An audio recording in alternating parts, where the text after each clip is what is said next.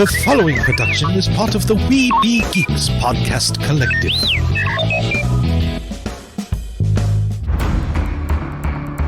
From days long ago, from uncharted regions of the universe, comes a legend. The dream that came through a million years, that lived on through all the tears. It came here, the Fandom Nexus. Fabulous secret powers were revealed to our host as he plugged in his microphone. I have a podcast! Here he is, your Spider-Pan, Jeremy.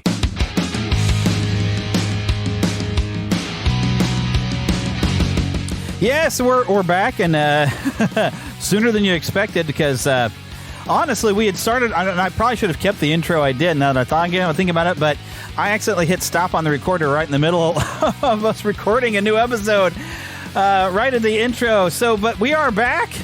It is both me and it is the Philip.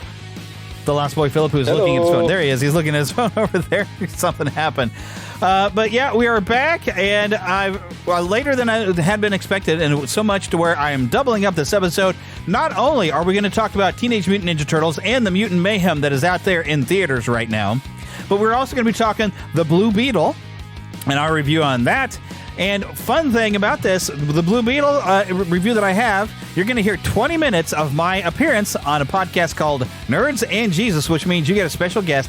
Mary Howell will be joining me for the review of the Blue Beetle, which it's kind of a unique take because she's Latina, so she was actually able to have a different perspective on some jokes that were in the movie that us two pair of white guys would not have understood because the jokes were in Spanish. And white? Yeah. Does Mom know? Did you ever see that movie, He's No Evil, Hear No Evil? It's with Richard Pryor and Gene. Oh, yes, I forgot. And like, you mean I'm not white? Does Dad know? Or whatever. Like that's yeah. So yeah, she had a different perspective and told me some of the jokes and some of the little comments that I would have missed because I don't know Spanish. But there's little things that she said, like the English translation you were seeing at the bottom of the screen wasn't really a good translation for some of the humor and the funniness, and occasionally some swear words that were done in Spanish that we would not have known. One of them, for instance, one of the last things that where I cut off from my recording, because I only grabbed 20 minutes, and not even from the absolute beginning of her show. If you want to hear the whole show, you're going to have to go to Nerds and Jesus and find her episode. I'll make sure I put some links up somewhere, and go and download that episode if you haven't already. Maybe you're over here because you heard about me and you wanted to hear what this show is about. Who knows? But she shares some new stuff, like I always thought that Uncle Rudy was talking about mi corazón, which was my heart, and I thought he was calling Jaime that, but no, he's calling him, like, I'm going to mess this up. Here's my English trying to speak Spanish. It was Covazon. It was something like that. But basically, he was calling him a big head. So it's like this nice little nickname for his nephew. It was kind of adorable. So that and a lot of other fun stuff coming up later on the show. But until then, you've got Philip and I. And of course, I always like to kick off a show by what have you been watching? And I got something unique that I want to share with you. So I have a weird habit of, I watch a lot of different YouTube, but I watch some YouTube like martial arts instructors, and a lot of them, they go around the world. Some of them go around the world, and they go and they sample different types of martial arts, and they learn about different types of martial arts and different things and learn skills. People like Jesse Enkamp, also known as the Karate Nerd, Sensei Seth, a guy named Icy Mike, who is on his channel is Hard to Hurt with the number 2, and Kevin Lee, who I just recently discovered, who's kind of a little guy who does a lot of like Wing Chun Kung Fu, and also My Martial Arts Journey. But I watch a lot of these different ones, and I learn a lot of different entertaining things, but you don't actually learn martial arts watching these videos because you can't learn martial arts by watching them on a screen. We'll discuss this later. Philip probably knows what I'm about to get into later when we get to the right proper spot.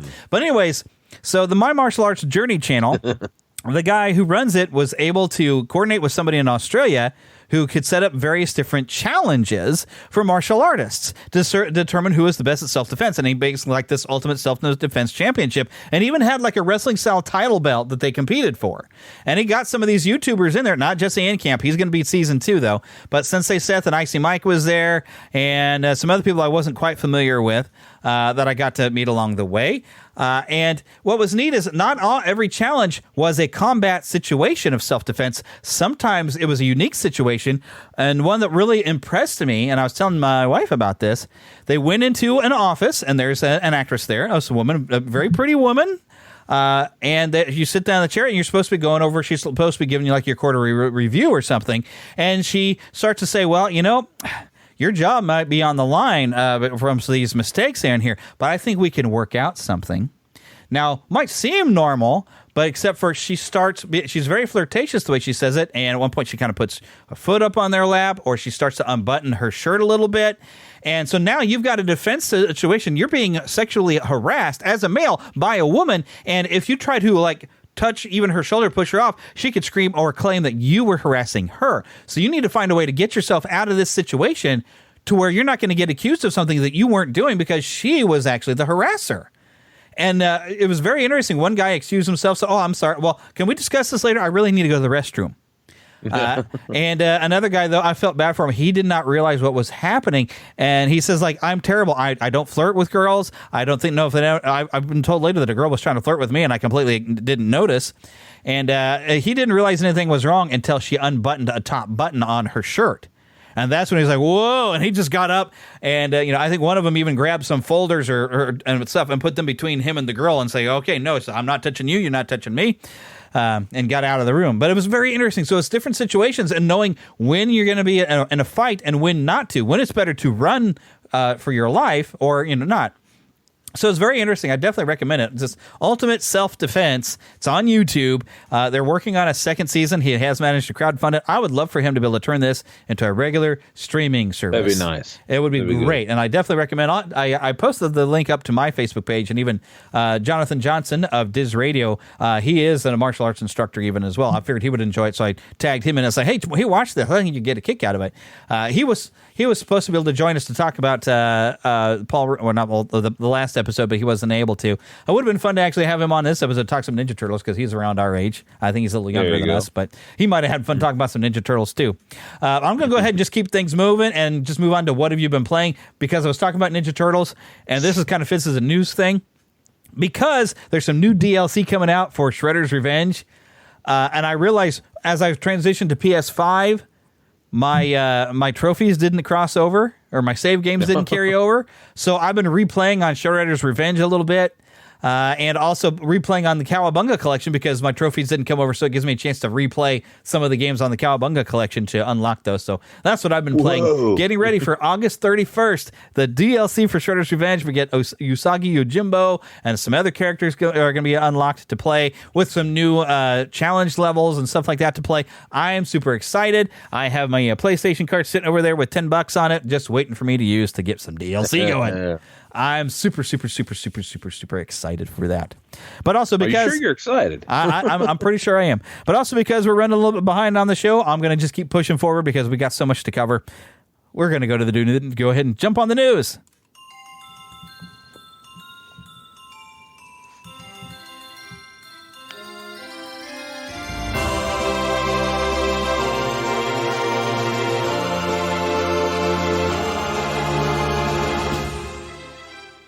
Spanning the Disney and geek universe to bring you the best in comics, toys, movies, and entertainment. This is news from around Neverland. Okay, now I've not gotten the read TMNT The Last Ronin. I don't know if you have. Have you? Not all of it. I got like a preview of it before. Okay. Part of it had to do with when we had free comic book day. Yeah, I think there was some. Well, did I manage to get some of the stuff? Because I think they're about to do a sequel one to it.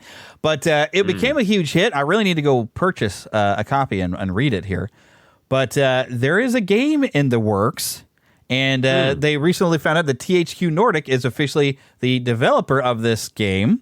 This is, of course, based on the comic book series from 2022. Set in the future, The Last Ronin is a darker take on the franchise where all but one turtle has been killed by the Foot Clan. Oh, my goodness. With the lone survivor on a revenge mission to kill the grandson of the Shredder. Now, I happen to know who that last turtle is. If you don't know, I'm not going to say. I don't want to spoil anything. But... I'm getting this off of IGN, by the way, right now. It says The Last Ronin is one of the darker entries franchise, but it was a wildly popular comic book series. Last month, or a couple months ago, at San Diego Comic-Con, we learned that a sequel for Last Ronin was currently in the works, with the first issue slated to release on December 13th. The video game adaptation of Teenage Mutant Ninja Turtles The Last Ronin is being developed by Black Forest Games. I guess that's part of the other one. That's the developer best known for its remakes of Destroy All Humans and Destroy All Humans 2, which I have not played, but I do have available to me on PlayStation. I'm kind of excited for this, even having not read, just because it'll be different. And it's a Ninja Turtle game, so Yeah. I'm in to check it out. There is a little teaser trailer, but it's nothing but audio, and it really wouldn't. There's no dialogue, so it's really nothing useful to share with y'all. So. But here's something else. Something happening in the world of comics. I also found this on IGN. This is an article that says Batman Off-World brings Marvel icon Jason Aaron back to DC. He's actually Jason Aaron apparently has been a dominant voiceover at Marvel Comics over the past 15 years. He's done some runs on Wolverine, Thor, the Avengers, and now he's coming back to do something with Batman. Something called Batman Off-World, which is going to be a 6-issue limited series. It's got Jason Aaron working with artist Doug Menke, who's already worked on Detective Comics and the Green Lantern, and inker Jamie Mendoza. So this is taking Batman away from Earth and on a rare solo mission to an alien world. And they have a bit of a slideshow on IGN's page of some of the artwork, which, there's some of these characters remind me, like this one particular character, like Philip and I are looking at, reminds me of Poison Ivy. There's a really cool picture of Batman there with a gargoyle. But there's the character, well, you look at the grinning face, he's somewhere across between the Joker and Bane, perhaps. Something like a devilish looking dude. So, I mean, something really kind of odd and interesting going on and bringing Batman into more of a sci-fi area. So, it sounded curious. So I figured, when I saw this, like, this would be fun to share. And, look, DC's got an official description for the first issue here. It says, a routine night in Gotham City for a young Batman proves to be anything but routine when the crime fighter is confronted with a sort of foe he's never faced before, one from beyond the stars. Well, yeah, hasn't he fought the Predator a couple of times? Okay. Anyways, a universe of possible alien threats leads Batman to make a daring decision to venture alone into the far reaches of the cosmos for the very first time, where the Dark Knight will face the fight of his life. Of course, they are saying that this is a young Batman, so maybe that's what I was thinking. Maybe this is before he fights a Predator or various other alien entities as in the Justice League, like Darkseid. Mm-hmm. So... apparently, the writer also built a reputation in working on DC's Vertigo books, which is like the weird stuff. All right, next thing that I found that I thought was interesting. Oh, yeah. So we all know that... my ad blocker wants to pop up and get in my way. X-Men 97 is coming very soon to Disney+. The toys are already out, and one particular toy shows Wolverine without his mask. Yeah, you can... Yeah, that's interesting.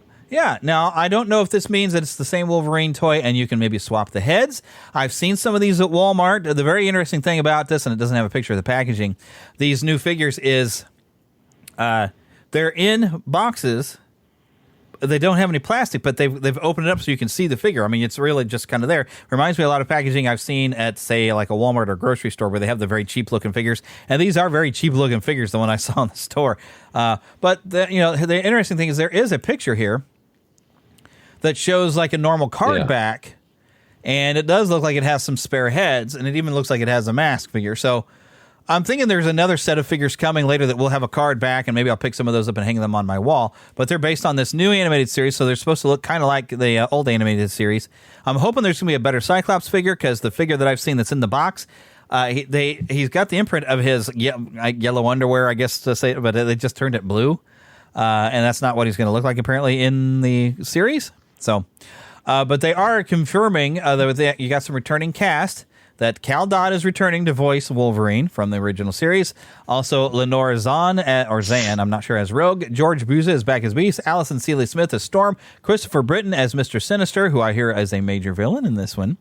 Oh, really? Yeah. That's all that I know of who all is returning. I've heard the actor who played Cyclops did pass away. I saw some tributes to him, so unfortunately he's not returning. Don't know of any other actors, the actors for Jean or anything else. Don't know. For all of you anime fans that live in Kansas City, by the way, Planet Anime Kansas City is October 21st and 22nd this year. I've been getting emails about this because they're the same people who run Planet Comic-Con. And the nice thing is Naji Jeter, who is listed as Spider-Man, Spider-Man 2, and The Last of Us. There's pictures of Miles Morales, I believe, from the game. So I believe that is the actor from the the PlayStation games, is what I'm getting from this. You also have a guy over here, Alex Lee, who he's listed as being Final Fantasy VII Remake. I'm not sure what character he's played in that. Also, I see Yuri Lowenthal, who is also, I believe he is the voice of Spider-Man in the Spider-Man games. Looks like he's also done some voices for like Ben 10 and the Castlevania series on Netflix. So there's actually a few people starting to show up that I actually would be curious to see. I'm not a big anime person. My wife is. But you've got a lot of people who've worked on Naruto, I see. So I see some Dragon Ball Z characters. Looks like one character, Kyle Hebert, is also the voice of Ryu in the new Street Fighter game.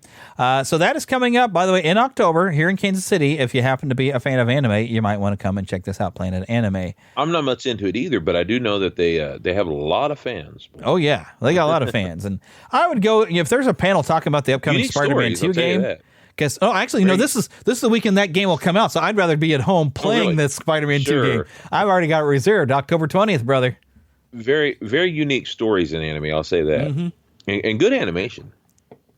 Yep, if I didn't... It's just not my style. If I'd have managed to get 2 different episodes between the Ninja Turtle and the Blue Beetle one, Heather and I have been sitting and watching Fairy Tail, which is an anime that actually is kind of fun. Well, I'll discuss that maybe next episode. Alrighty, here's, by the way, so the new, it's the Dimension Shell Shock, which I mentioned a little bit earlier. That's the new DLC coming up for the new Ninja Turtles. Have you gotten to see some of this footage? No, I don't think so. Well, you notice how, see, this looks even a little bit more arcadey here. Yeah, and notice, like, there's different colors of the turtles. Yeah. And see, like, the toy, notice Leonardo has the brown, like the old toys. Coming to orangish brown, yeah. Yes. So they've got some new styles and some new looks. This is kind of a long trailer, but this is coming August 31st. But they have different looks for the different turtles, and you can kind of customize them a little bit. I think you can put them all in all red, but you can actually have them all look like the Nintendo version of the Ninja Turtles 2 arcade game, where they were all just that solid green. You can do that. Oh, I remember that. Yes. That's fun. So many different kind of things. That's fun. Oh, you're going to want to get it, especially that you have even levels that are like 8-bit looking levels, which you can kind of see on this picture here on my screen. I'm going to go ahead and hit the button and let you kind of look at some of this.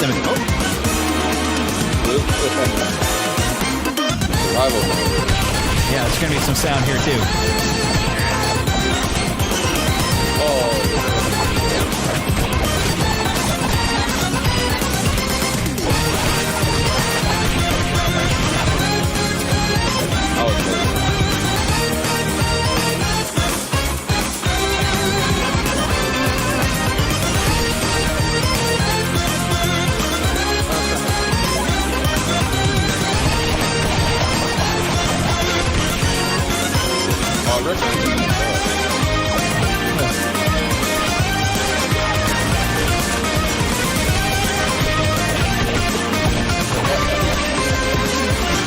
Okay, and that's really just a lot of music, so it's really hard for the podcast anybody to catch. But no, Philip has been reacting like, "Oh my gosh, look at this!"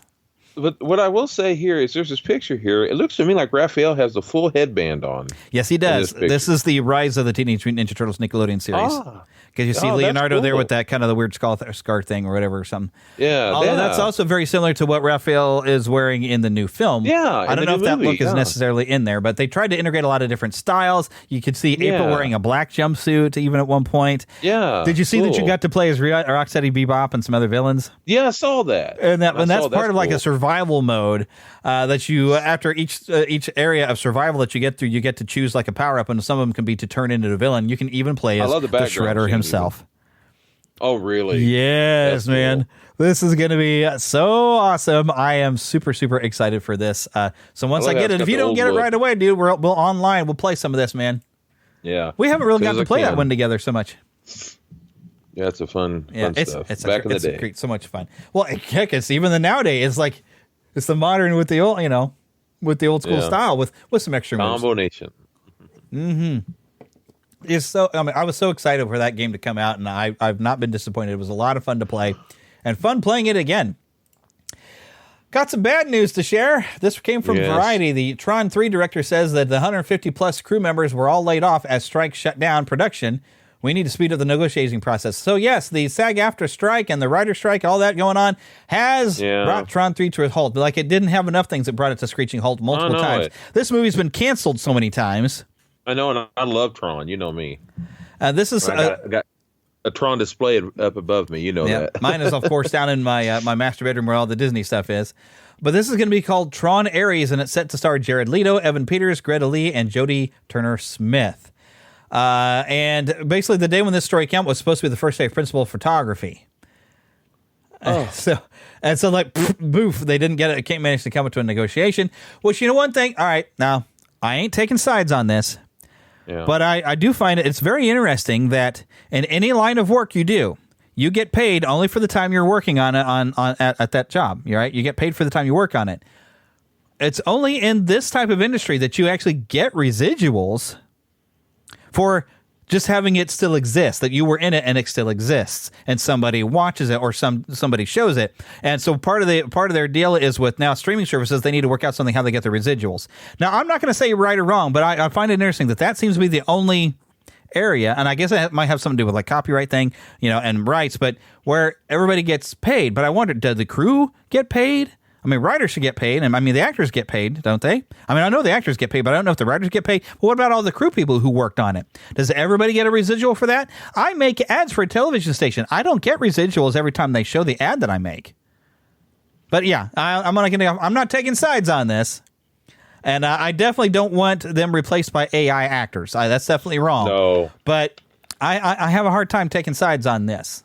I mean, I want everybody to get paid fairly, but I feel more for the lower level actors and a lot of the voice actors who don't get paid millions per project. When I have millionaires telling me that I need to support them, I have a hard time saying, "Oh, you need more money." Yeah, I know. Okay, so yeah, that's my 2 cents. Everybody's going to send me hate emails now, right? Watch this. Well. Okay, something else that this is some new news, I guess. This is. I don't know. It's sad, but I feel good for him getting to retire. But Charles Martinet has retired from voicing Mario, and he says, "You are number one in my heart." I heard it, too. Which is kind of cute. So Martinet is not involved in an upcoming Super Mario Brothers Wonder game that's coming in October 20th on Nintendo Switch. He's not involved in the game, but they want to honor his legacy. But he's going to be a Mario ambassador. Now, I figure though. And I hope they do pay him every new game they make. I think that is fair to pay him for a new game if they use his voice. Because really, all he's got to go, wah, wahoo! Most of his stuff is probably done, unless he has to talk any dialogue. Yeah. So they could reuse his wah, wahoos and it's me over and over again, as far as I know. I haven't played any like the newer Mario games. Well, how many games have they done? I mean, they just keep coming. I mean, yeah, really. they never stop. So they got so much of him, you know. Yeah. And back to the whole AI thing. Even though you don't necessarily want to do it with a voice, it's a little bit different when it's just like if you want him to say, "What's that?" You know, let's say you haven't done that yet. Yeah. Well, they can actually get AI now to do that. You can have they're actually doing it right now on Avengers and Odyssey, where one actor has passed away, but they needed that character, and the actor and his family gave the blessing when he passed away. It's like, no, keep the character going somehow. So they had an actor perform as the character, but they used AI to turn his voice into the other actor's voice. So, I mean, it's possible. Cool. I was even just watching something today where a very popular song called The Rich Men North of Richmond. If you haven't heard that. Yeah. I watched today somebody did AI to put Hank Hill, King of the Hill's voice on it instead and change the voice. So it's kind of scary what you can do with AI, and I don't feel like we should be replacing people unless they say they're okay with it. And if you do use their voice or something, they should get paid for every new project. I think that's fair. Yeah. But if you're making money, at least. I mean, if it's just for a fun thing on YouTube or something, that's a whole nother. Well, a fun thing on YouTube, but you got to be careful. There's copyright rules on that too. Well, that's true. I'm talking about like if you're just doing it for the fun of it, like on if you're not making money and all that, because I don't think. Well, whether you're making money or not is nothing to do with copyright law. You can still get stabbed with that. So just don't do it. Just don't do it. Alrighty. So another one. This actually came off of truffleshuffle.co.uk. It costs 14. I clicked the wrong thing. It costs £14.99. It's a never-ending story planter gnomes, and This Isn't that is cute? Atreyu. This is not cute. This is Atreyu with Artaxis when Artaxis is falling down into the bog of sorrow. He's giving into the sadness and dying right here. Oh, that's right. Did you not see Neverending Story? It's been a long time. I forgot about that. This traumatized children almost as much, or if more than Bambi's mother dying. Okay, and somebody has made a planter of this to put. And what this is you put it in your plotted plants. You put it in your dirt, so it looks like they're sinking in to the bogs of sorrow. Oh my gosh, people! For some reason, I thought I forgot that's what was going on. Yes, it's been such a long time since I watched that. The horse is slowly dying. Don't hate me for not saying this. I always thought it was a stupid movie. I'm not saying this bad. Send your emails to philipkuntz@hotmail.com. That's right. I always thought it was a dumb movie. Even as a kid, I thought, oh, this is a stupid film. But there's things about it I like, but I always thought it was really dumb. But this is also somebody who didn't really enjoy Lord of the Rings either, folks. So he's just not wired that way. I did at first. I thought I got burned out on it. That's all. But I actually like things about that film, but I just forgot about the horse dying. I love horses. That's the name. That's the meaning of my name. Actually, love every horses. Well, there you go. I didn't. But I'll be truthful. If I was to make anything from that film, now maybe not for a planter, but that flying dog thing. Oh, the luck dragon. Dog. Yes, luck dragon. I always want to call him a dog for something. He looked like a dog. Well, he looked like my dog back then. Why in the world is now my brain is not thinking of the name of the luck dragon? Yeah, I like the luck. And he even had a famous voice that did the voice. I think. It's the voice of Skeletor. He's the voice of the luck dragon. Oh, is he really? Alan Oppenheimer. I never would have guessed is the voice of the luck dragon. I knew it was Alan. I feel like I need to have you sit down and watch it again, and maybe as an older you might appreciate it now because you didn't like it as a kid. I don't know. I watched it about a year ago. And still did. A year or two ago. Still think it's stupid though. I like things about it, but I still think it's just really goofy. But I like it. Yeah. I mean, things about it, but I still thought, oh man. Your overall thing is not necessarily fantasy. You're more sci-fi, but you do love sword and sandals like Conan the Barbarian. I like sci-fi. I like fantasy. Remember, I like Wizard of Oz and all that. Well, Wizard of Oz is like different. It's not like a fantasy. It's kind of different. No. It's more fairy tale. There's a different kind of level, but I still you're just not a big fan of things. But depends on the fantasy. But I figure if we just need a planter now of Bambi searching for his mother, and our trauma will be complete. No. That'll break my heart. Yep. Well, it's time to get your redneck on and go to the trailer park. Yay. Mama, another gator got in the house. Another gator? Give me that shovel. Come here. Get him, Mama. Get that gator. The Neverland Trailer Park. All right. We're doing pretty good. We're keeping the show rolling as fast as possible. Now, the odd thing is this. It's a little bit of thing from Ahsoka, but by the time you hear this episode, you'll probably be able to watch the first episode. Everyone in the Order knew Anakin Skywalker. Few would live to see what he became. Before the end of the Clone Wars, I walked away from him and the Jedi. In this war, you will face more than just droids. As your master, it's my responsibility to prepare you. I won't always be there to look out for you. I could use the help. Once a rebel, always a rebel.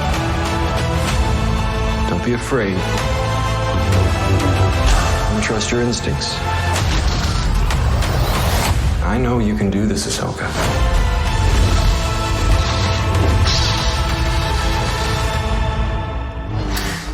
2-episode premiere is officially launching on the 23rd. Now, what's noticed, Hayden Christensen, we get to see him, and we hear him like she's flashing back to Anakin training her a little bit, it seems. Neat. That from what because that's his voice you're hearing when he's talking about training. And the man that they showed training her, he passed away. The man with the beard, it showed he passed away not long ago. He was, goodness. Great actor. He played Punisher. Okay, yeah. Yeah, he's that second movie. Punisher movie, the Warzone one, right? Yeah. It was a bad movie, but he was a good choice for Punisher. Yeah, he looked the part.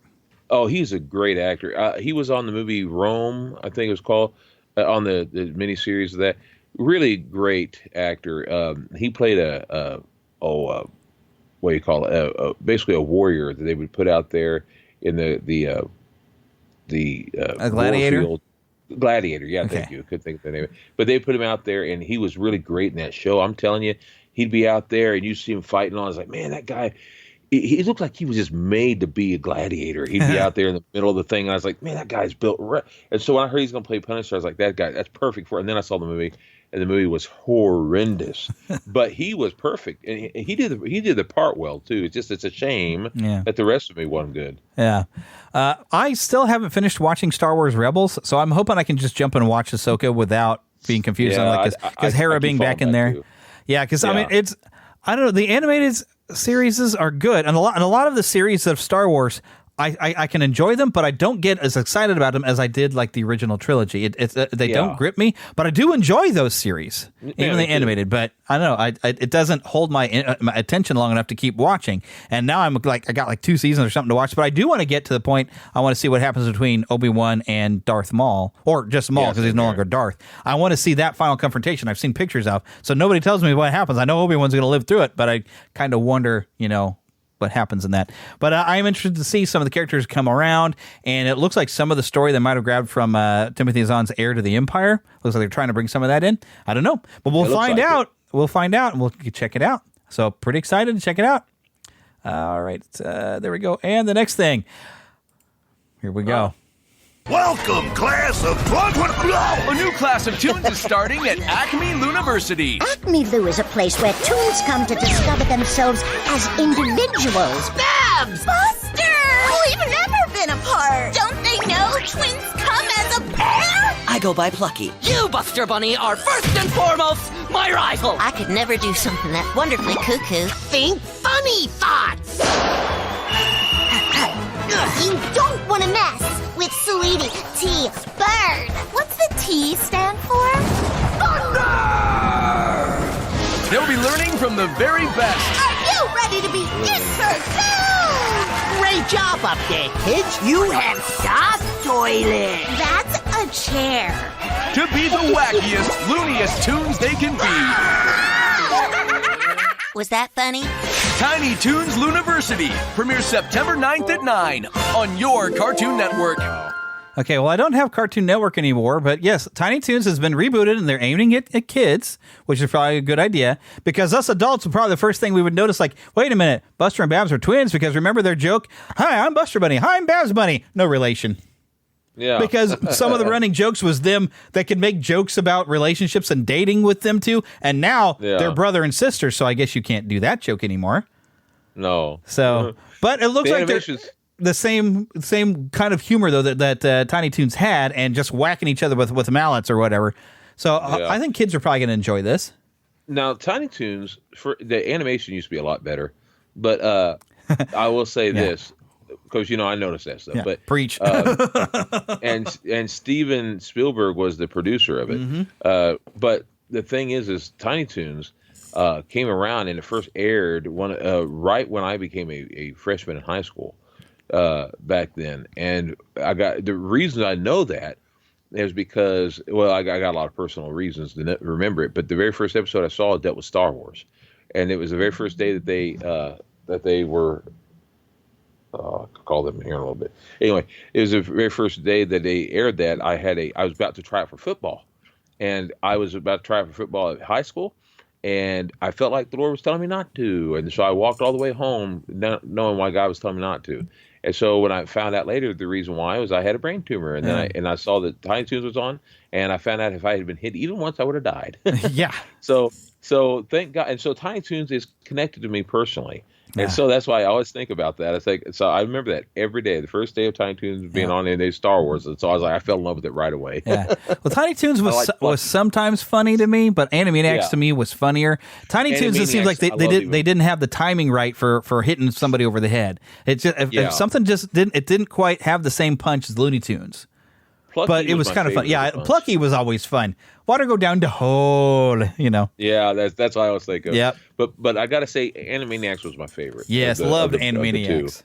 Because it was more wordplay and not just relying solely on whacking each other over the head. And it was also, there was a lot of education stuff in it. Yeah. And they also had, it was based off a lot of the old classic animation stuff. Yeah, they were supposed to have been from the 30s. Yeah. They were a lot more fun. And they came around when I was just a senior in high school, actually.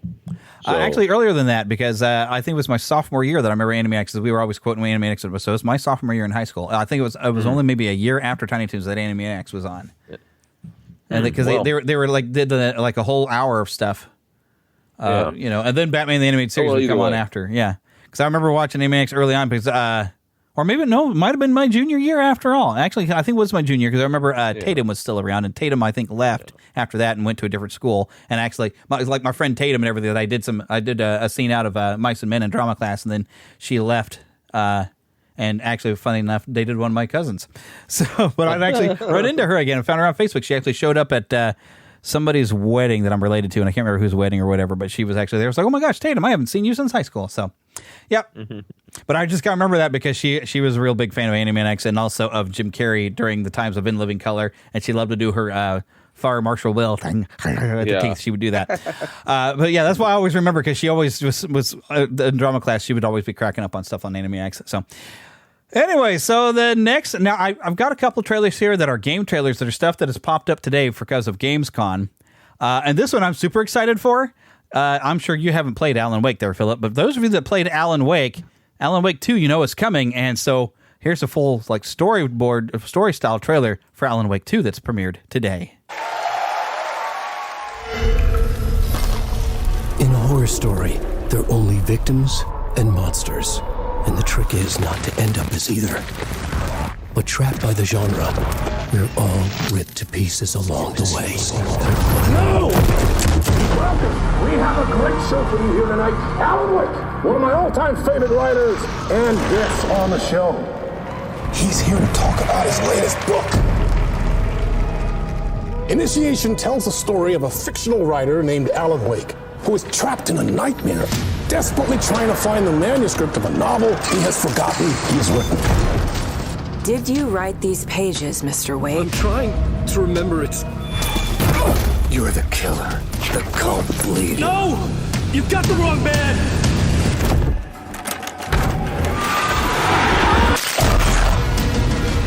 It's my fault! He got out! Wake has a double. Where is he now?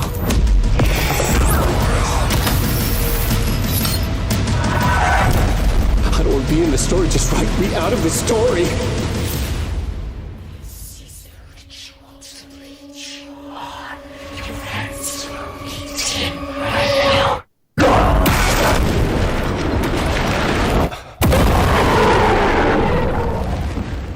Wow.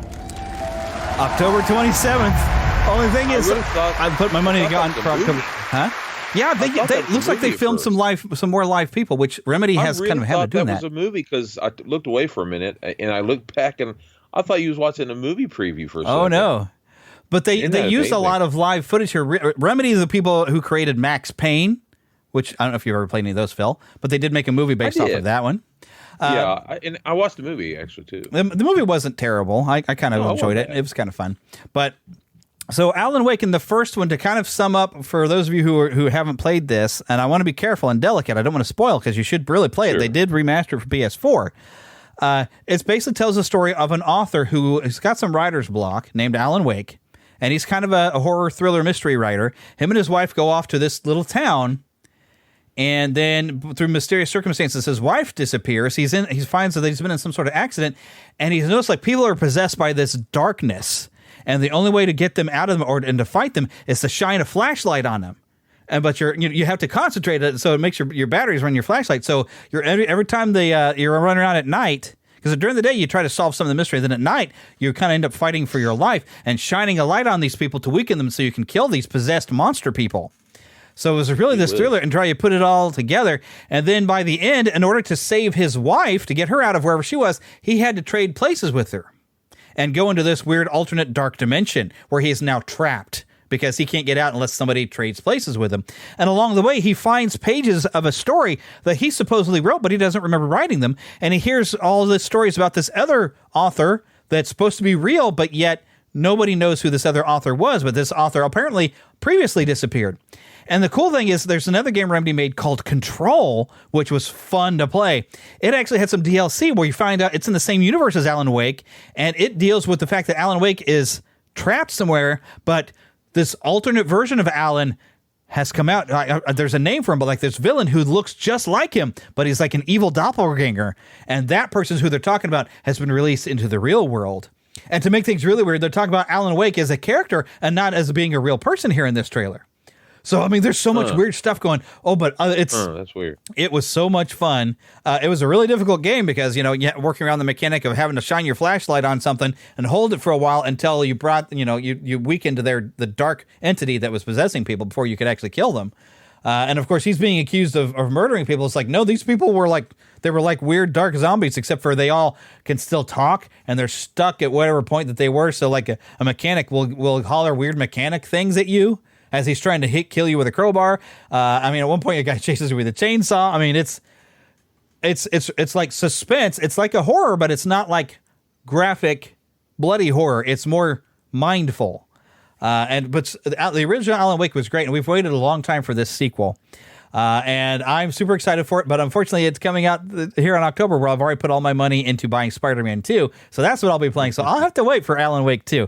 But I'm super excited to go and see what sort of mysteries and see if Alan can get himself out of this dark dimension where he's trapped. Because basically, how the pages, I don't want to spoil too much here, but how the pages that you find of this novel that's like he's written, but every time he reads something, whatever he just read happens. And it turns out everything he's reading is being written by himself in the dark dimension, trying to write his way out of the story so he can escape. So it's like stuff that he hasn't written yet, but yet he has. So it's like weird. And a lot of people, they were saying that this was really inspired by like Twin Peaks, which I never watched that series. But it's like that weird small town where mysterious things going on. But maybe nobody really believes Alan Wake when he's trying to tell them what's going on. Except for his publicist or agent or whatever comes along trying to help. It's like, what, your wife's missing? Well, I'm coming to help. And Twin Peaks was ahead of its time, really. That's what I've heard. I feel like I need to watch it because I really enjoyed this game, and I'm thinking I probably would like that series. I'll tell you that. Oh, but I'm super, super, super excited for that game. That, and of course, you know, Resident Evil or Final Fantasy Rebirth coming next year. And here's something I didn't know much about. I still don't really know anything. But it's got my interest, and this is kind of a story trailer for a game called Quantum Error, where you play a firefighter, I think in the future, who goes to put out a fire and finds a lot more than he bargained for. Dark sci-fi, man. It's going to be mature, so I don't know how much coverage we'll give it, but I wanted to show this to Philip.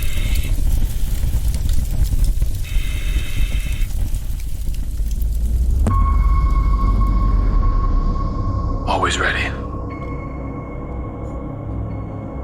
That day,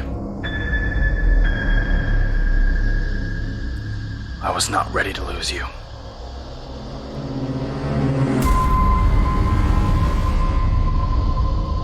But I will not give up. Whenever I am called to duty, and wherever the flames rage, grant me the strength to save another life. Even though I could not save you. Help me to hear the faintest shout. Give me courage.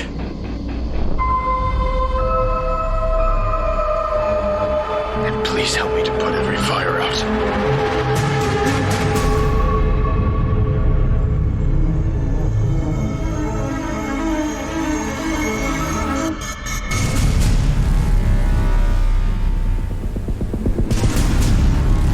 Jacob, if this facility, tech, that artifact gets into the wrong hands, there may not be anyone left to save.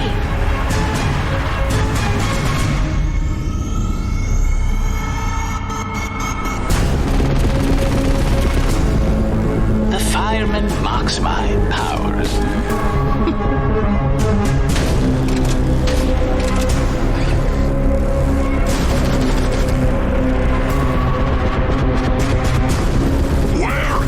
I don't know!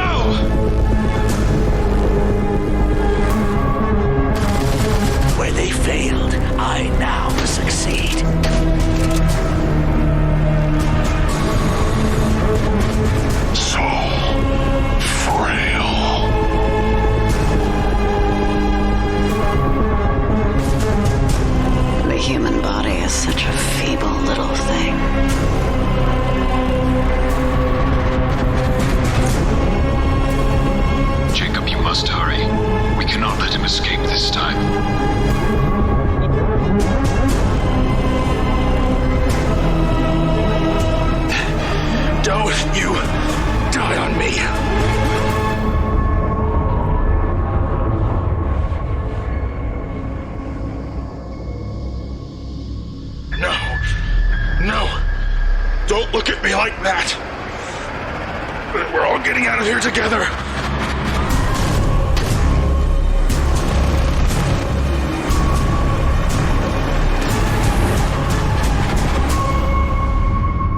Two in and two out.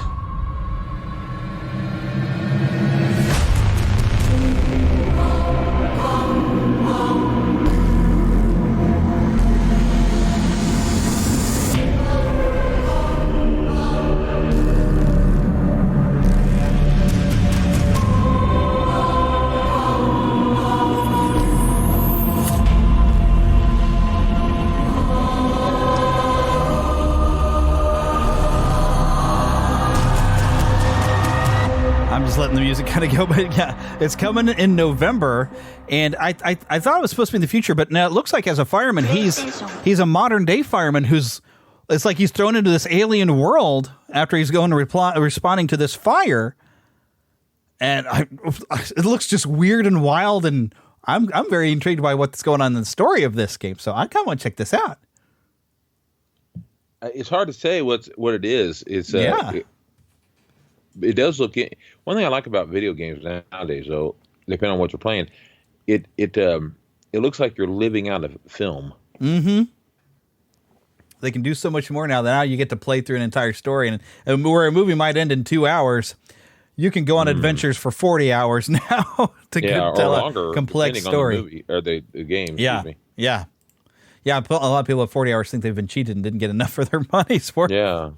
But that just looks very weird and wild, and I love the character's attitude. He's got that fireman's attitude, especially to go in, to go out. It's like, I'm not leaving anybody behind, and if please let me hear a sound. Give me courage and let me hear the sound so I can save anybody I can. It's like, I love that's the mentality of our hero. So, okay, but it's time to get some movie reviews. So first we're going to jump into Blue Beetle. Want to see a movie? Yeah, any good? It was bad? I'm fuzzy on the whole good-bad thing. My eyeballs could have been sucked from their sockets. I like it a lot. The best movie ever made. A Fandom Nexus movie review. Alrighty, so I have a special guest now with me that you're gonna love her. She's just a hoot. The fun thing is, you're hearing this. I've already recorded the review. So, but you're going to hear a review for DC's The Blue Beetle. Actually, I guess it's just Blue Beetle. But if you want to hear the whole thing, because we got a little spoiler, I'll warn you now. But if you want to hear the complete review in this conversation that went on for like an hour, you're going to have to go listen to this really fun show, Nerds and Jesus, hosted by Mary Howell. Hi, Mary. Hey. So this is Mary. This is me. So you have this fun show, Nerds and Jesus, which I just heard of. You fairly new show, right? Fairly new. We're about. I always say we because I feel like it's a whole community thing. Yeah, we're all in this podcast together. I'm just hosting it and talking and babbling you too. Yep. We're about 5 months old. Started back in mid-March, and have released every week since. So nice. Yeah. And it's good to have that consistency. That's something I'm working on getting back. Sorry, y'all, for not having an episode. They don't have a gap there, but I have personal reasons finally. So okay, I did miss one. I have to admit. It happens. I was traveling, and I was like, I was the beginning of it. I was like, okay, I gotta get on it. But yeah, no, it's we're I that's kind of how I always have a different guest every episode. Sometimes it's repeat but different subject, and we talk everything of just all nerd things, but also like seeing it through a Christian perspective. And also, a lot of different subjects and interviewing a lot of different folks as well. I just interviewed Bible X from the new Gate Zero video game that's coming out. Oh, neat. I need to talk to them. Yeah.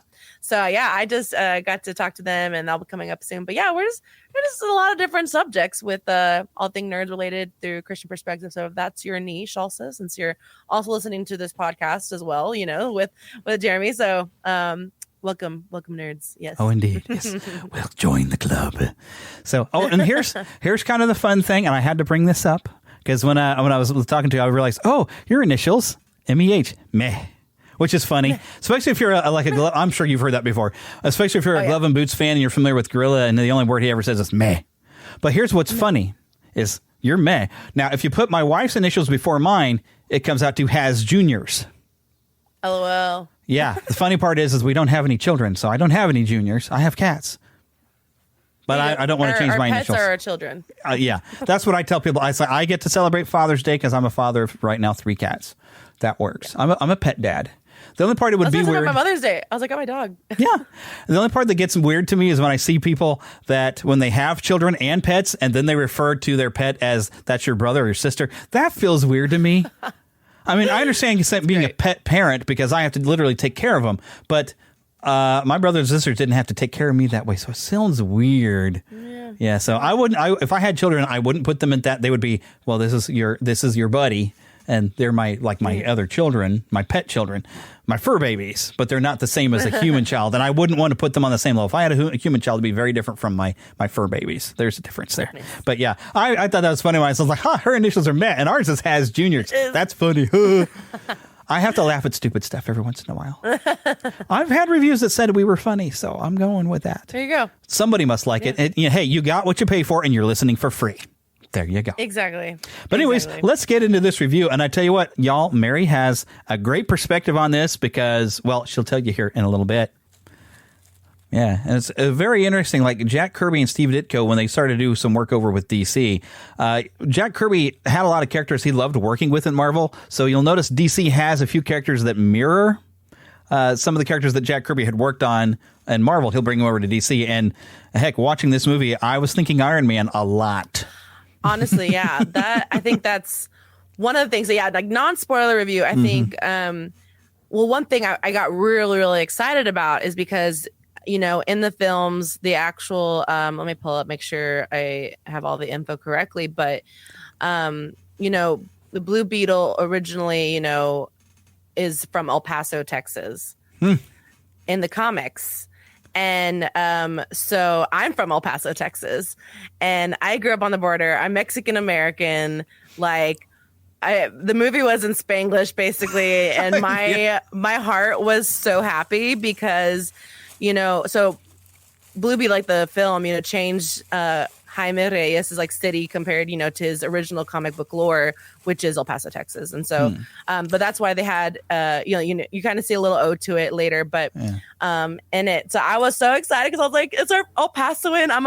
I grew up there. My family's in Juarez, Mexico, on the border, and just exactly the way his family is how my family is. And it makes my heart so happy versus minus a lot of the more of the cussing in Spanish, which no one really caught because the English translation didn't really do it, but there was.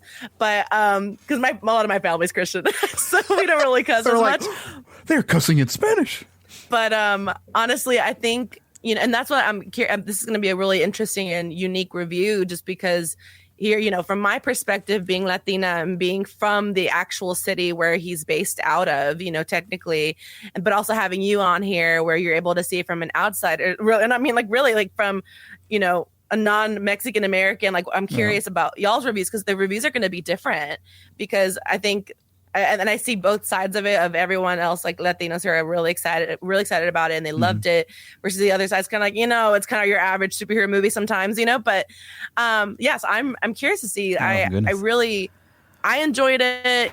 I did, there's some cliches for sure in the film that, as you see in normal, but I don't know.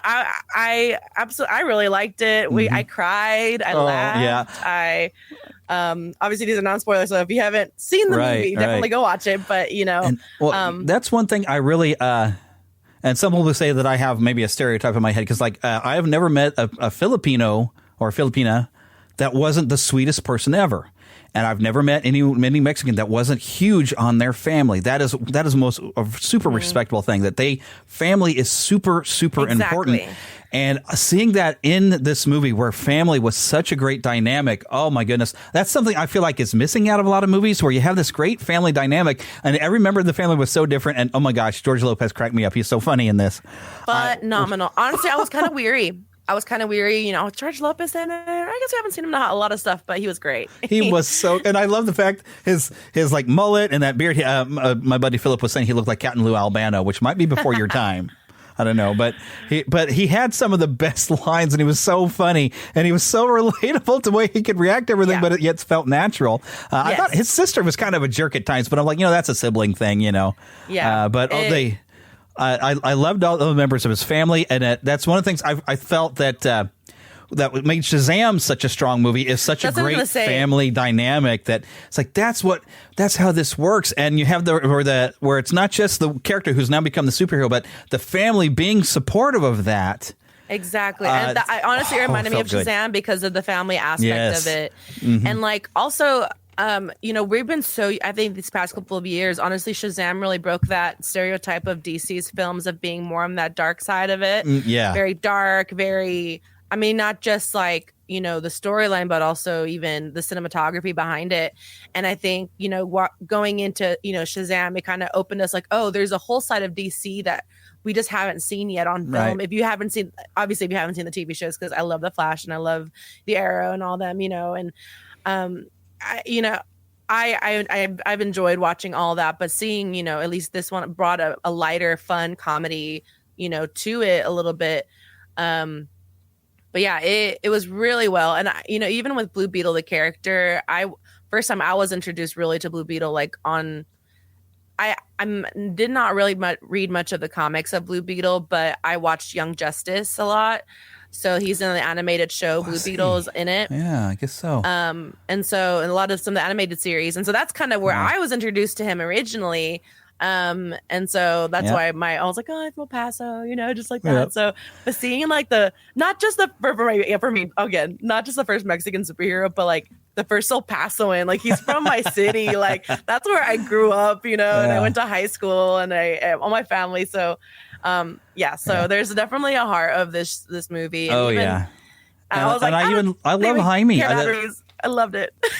Because I had heard of the Blue Beetle. I knew he existed, but I make mine Marvel. And I think the first time I remember seeing it, I might have been Young Justice. It's been a long time since I watched Young Justice, but I remember watching that. But also I remember Batman, the Brave and the Bold. He came in there, but he always felt like, that young kid. And he's got and even in this movie, he's got that Peter Parker-ish thing where he's kind of young and he's just trying to get his hands around this responsibility of having this tremendous amount of power that's just kind of lands on him that he was just not expecting, and dealing with that. And I think even Brave and the Bold is kind of fun where they have Batman kind of mentors him. And there's even a great episode where he got in there and I love that this it is dealt with a little bit in the movie of the choice to, because at one, I think it was a Brave and the Bold where at one point Blue Beetle's kind of questioning Batman, if we killed these people, they wouldn't keep coming back. And so he in the animated series, he learns from Batman, we don't kill. And I don't want to say too much, but that was a very interesting feature in the film as well, where there's that line of how to be a hero. And despite all the horrible things the villain does to even Jaime's family, he doesn't cross that line. I'm like, that's the type of positive thing. Thank you, it writers reminds of this me movie. a lot of The Flash. I think when I watched that series, obviously other films said, but I remember I just really brought me back to The Flash of that was his whole thing of we just don't kill. Right. We don't kill. It's showing that you were saying, complete opposite of Batman. It's complete opposite side of him. That is not who we are. Yeah. And absolutely loved it. But we're gonna jump over to spoilers because it's really hard not to spoil anything right now. Alrighty. I was like, You've been I have warned. so many things. I was like, so if you have not, listeners, if you have not watched the film, go pause right now and go watch the movie and then come back and keep playing. Yeah. So trade your tickets for Barbie in and get Blue Beetle tickets instead. Yeah, exactly. All right. Spoilers in 3, 2, 1. All right. Here we are. Oh my goodness. Okay. So I don't know if you, I guess a lot of things happen in this film. Oh yeah. Oh my goodness. I guess for me, I got really excited about the Easter eggs of El Chapulín that they talk about. The animated that they had on it. So that was a real thing. So that I grew up with El Chapulín, and also El Chavo del Ocho is actually a show that aired in 70s and stuff like that. And what happened was that it's the show El Chavo del Ocho is it's a comedy and everything, but they watch a television show of this superhero, of a Mexican superhero, like it's like a parody of superhero show kind of thing. It's called El Chapulín Colorado, and that is what the animated show that they were showing on it. That's so cool. It's exactly, and I was like, oh my god, and because I grew up like watching El Chavo del Ocho and knowing of El Chapulín and everything, like just going over to my grandma's house growing up as a kid, and like even seeing it like every time we go over across the border and go to Mexico, like that was what my grandmother we would always watch the show because there was no cable, so that's what we would watch. And it showed up in the middle of it, and my sister and I looked at each other, we were like, "Oh my gosh!" Oh. Did you stick around for the end credits? Because he came back at the very end. Yes. Lopez. That's so sexy. Well, it's funny because the guy who was in the when they started playing that show, just to get inside to block the security cameras, the guy's like, "Oh, look at Chapulín." It's like, and so that was like my favorite, so I think, cool. Easter egg of just including a Mexican like television show that we all grew up with growing up. Neat. So I think that was really cool. And that makes me curious because they kept referencing, I don't know if it was a song or a TV show or something where with it's like, the white person comes, the rich white person comes to the poor Mexican or something. They kept talking about something and I was like, well, what are they talking about? Was that a thing? Because I even saw something like there was something about a song in the credits that I saw that I was like, that sounds like what they were talking about, where it was like, because they say, "Oh, this is just like da da da da." Oh yeah, and then they get all excited about it. I'm like, I feel like I'm missing something. Oh, because every time like Jenny also pops a up, reference to an opera, like a telenovela.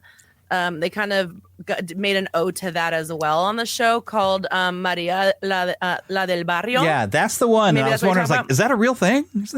Yes, it is. So it's it's a reference to a classic telenovela, and that one premiered it's a Mexican telenovela from 1995, and so it was really popular.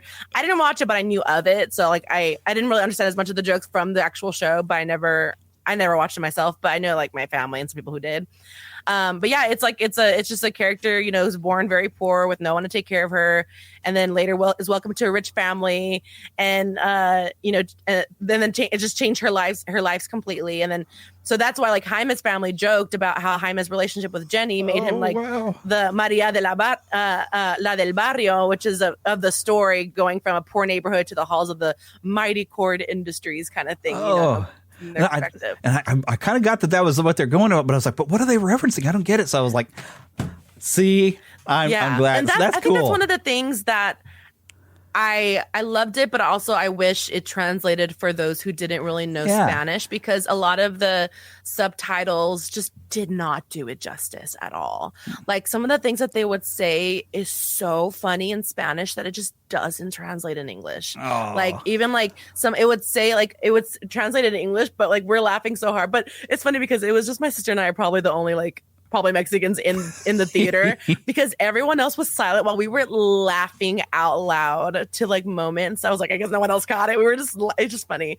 And it's just the way it just for me and I think my mom's also from El Paso and Juarez, Mexico, and my dad too. And so I told them afterwards, my sister and I saw like, okay, we're taking you again to see it next week. I'm telling all my friends, everyone needs to see this who's from El Paso, like at least just to see like we have a superhero. But overall, like it definitely what you were saying had an Iron Man vibe. Yeah, big time Iron Man, especially when you goes into references the second Blue Beetle, Ted.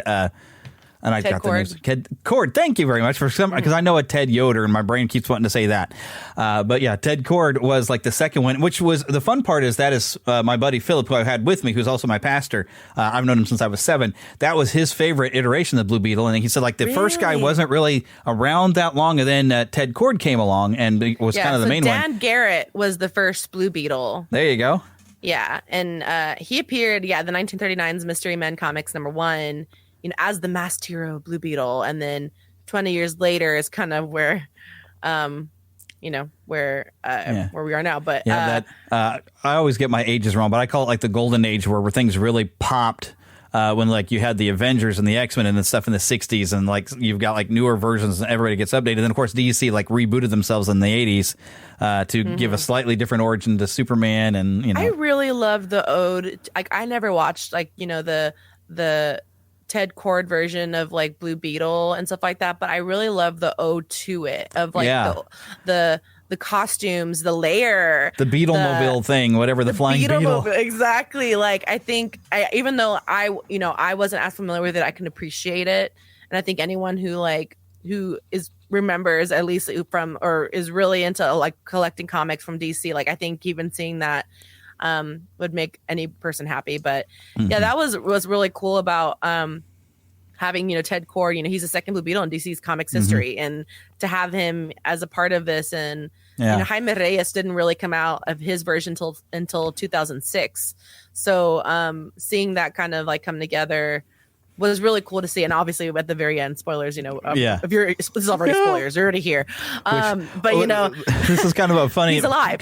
Funny conversation that Philip had, because Philip, loving that iteration, the Ted Kord used to team up frequently with Booster Gold. And he was talking about, he'd always imagined Booster Gold would be great if ever played by Owen Wilson. And so I thought, because we didn't get to see Ted Kord's face, so they could cast just about anybody. So how much fun would it be if they get somebody like Ben Stiller and they get Owen Wilson and Booster Gold shows up? That would be fun. And Booster Gold, I think, did show up in Batman the Brave and the Bold, and he's a very fun character, very much an egomaniac. So that would actually be kind of fun to do, bring those two characters in and just expand this newer DC universe. Because from what I've been hearing, James Gunn does want to keep Jaime around with the new stuff. I'm like, please do, because I love Zolo anyway from Cobra Kai. So when I saw the first trailer and I saw Zolo, when there was like, dude, it's Miguel, it's Miguel. So I was pretty excited for that. And then seeing later George Lopez with his one line that was funny in the trailer was, Batman's a fascist. Well, it's funny because the trailer doesn't do it justice, to be honest. Oof.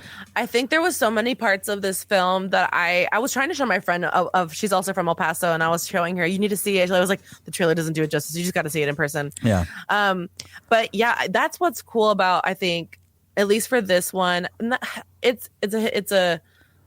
I'm worried a little bit just because, I don't know how many people are going to go watch this film, because there hasn't been as much.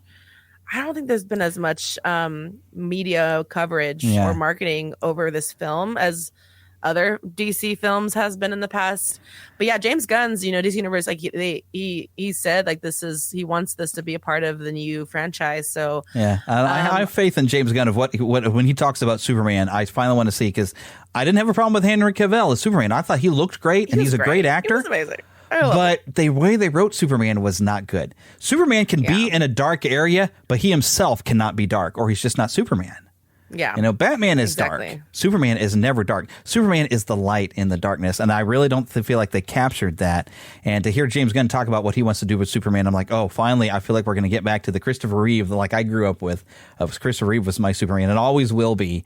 And that's like my early years was like Superman and then Spider-Man and His Amazing Friends. And who would have known that the bigger influence in my life would have been Spider-Man and His Amazing Friends, as I later got on to be a Spider-Man fan.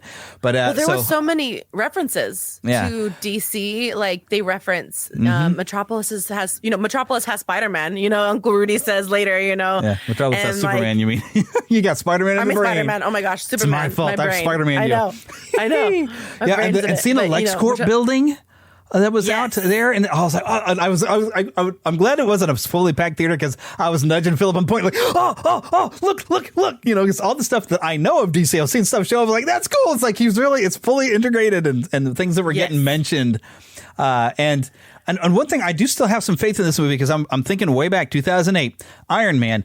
I'm surprised there was people who didn't know who Iron Man was, but they checked this movie out and loved it. And I feel like, okay, if people will give Blue Beetle the chance, even if they're like, I don't know Blue Beetle. It's like, well, you didn't know Iron Man at the time. You didn't know a lot of characters that you loved from the first couple phases of Marvel. Give him a chance, and you're going to love this. Especially, it's funny, it's heartfelt, and really, like I said, Jaime does remind me of Peter Parker. He even has his father I saw when his father came around, I was like, honestly, there's his Uncle Ben right there. Yes, he always said the right thing. That. And I thought about that the whole time. Like, he's gonna die. Someone's gonna die. I knew, because But he has his whole family. They're all fine. Well, even Miles Morales like has that kind of, I think that's what with Jaime, he feels it's comedic. He's funny. Like it has that definitely like Spider-Man mixed with Iron Man a little bit. And what's also, I pointed this out because my sister's a lawyer, so like I immediately see law, and I saw his T-shirt or sweater saying yes, Gotham Law. Gotham, yep, Gotham Law. I loved it. And Gotham Law University, and I was like, oh, what? And but I was like, so Batman's definitely obviously a reference, like we see that, and Jaime, I guess he went to college in Gotham City. Yeah. And the third Blue Beetle, usually has some sort of connection to Batman in comics and other adaptations. So like that's what really makes me excited, because I think from here, it says like DC property, outside of comics was in Batman the Brave and the Bold as one of the first heroes Batman teamed up with in the show. So so I thought that was really cool. Like I really loved the ode to like other characters in it, because I think it even helped tie it for all the rest of us together. Yeah. Even like Central City was mentioned. Like Central City has the Flash, and I was like, the Flash, obviously, but did you hear what, like, the Flash was like the lowest rating superhero movie that's ever come out before, and so but I had a lot of fun watching it. Great. I enjoyed it. Yeah, I'm really easy to please. That's the thing. Like, that's not I'm such a happy bad with thing. anything. I watch Hallmark movies and I'm fine with it. So that just kind of shows my.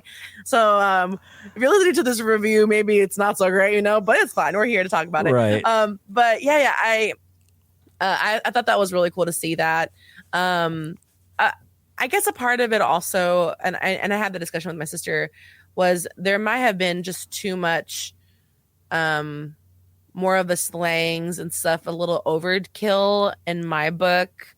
I think they were really trying to portray they're Mexican kind of thing. Yeah. If you haven't caught it by now, and but there was a lot of slangs that I really enjoy. So the father, my brain is not remembering his name, pulling it up names because I don't remember things. That's why I bring up IMDb. Alberto. Yeah, so Alberto, he would tell his son Flaco. And which means skinny. Okay. Yeah, and so that's a lot of things like that, and like at least in Mexican culture, like I'll have a lot of cousins. Like we called one of my cousins Flaca, and stuff like that, which is just normal. It's just part of it. Like there's a whole problem with that in itself, but just how it is. But cabezón, he'll say cabezón like Rudy would say it, and cabezón just means big-headed. Oh, so other times I thought, because isn't the word for heart, which I've heard of, a lot of corazón. Yeah, so that's what I'm saying. I heard that, but he said cabezón, which means like big-headed, like big head, kind of thing. Because I was taking everything as like my heart, like I love you, your family. It's like my corazón. That's what I was thinking of it. So it was like cabezón, like. Hey, big head over here, kind of thing. Oh, wow. Okay. Yeah, that's why it's so much funnier. Like, there was things that they didn't translate either, that a little saying. Yeah. I noticed that. Like, they said something like, and I've looked down at the bottom of the screen, like, wait, it's not here. Yeah, no. It's like Uncle I studied Rudy in high school, really but I wasn't good at it. All right. So before you leave us there, meh. Not Mary. Well, you have to tell us, where can people find you, and where can people find Nerds and Jesus? Yes. We are everywhere. Nerdsandjesus.com. Nerds is everywhere, and Jesus is omnipresent. So, yes, you're everywhere. Exactly. Everywhere. Nerdsandjesus.com. And on there, it will take you to all the fun things. We got a merch store. We got a Patreon page. All over social media, Nerds and Jesus podcast. But also all the links to social media is also on the website. So if you just want to like direct a link to it, best way. Also on TikTok. So fun thing, so we're in, don't have a Twitter, actually, but I joined on the Threads train, so I'm over there too now. Everybody hopped on and jumped right back off. Yeah, so I'm technically there. I do post there too, but I'm more active on Instagram and TikTok. Instagram Reels is fun too. That's like kind of meme reels is kind of my thing. A lot of it online, but so just find us over there, nerdsandjesus.com. Now, is that with the word "and" when they go to the website, or they need an ampersand? And like A-N-D. The A-N-D. Okay, good to clarify, because I think when on your podcast, you have the ampersand on your logo, if I remember correctly. Yes. So, but like technically you can't do that when you make a website. Yeah, so. I guess not. You can't use those things. They tell you to put fancy symbols in your password, but you can't put it on a website. Why? Why? No, it doesn't work. Nah, There's probably stuff I'm not supposed to question, but I do it anyway. Could join the community. Yes, I joined the community. Come and join us. Be a nerd who loves Jesus. Yes. Yeah. I actually just did what's it called? Added a new shirt through our merch site that says "I'm a nerd who loves Jesus." There you go. So there you go. Awesome. Well, thanks for coming by the show today and sharing. Your insights are fantastic. I learned some stuff. I'm like, oh, so now next time I watch it, I'm gonna be like, there you go. this means I can't wait to tell Philip some of the stuff I've learned now. I'm like, oh hey, the little CH little guy, that's a real thing. I could be your Latina correspondent. There we go. So, so this is what this means. I feel like we need to have a Coco viewing somehow or another.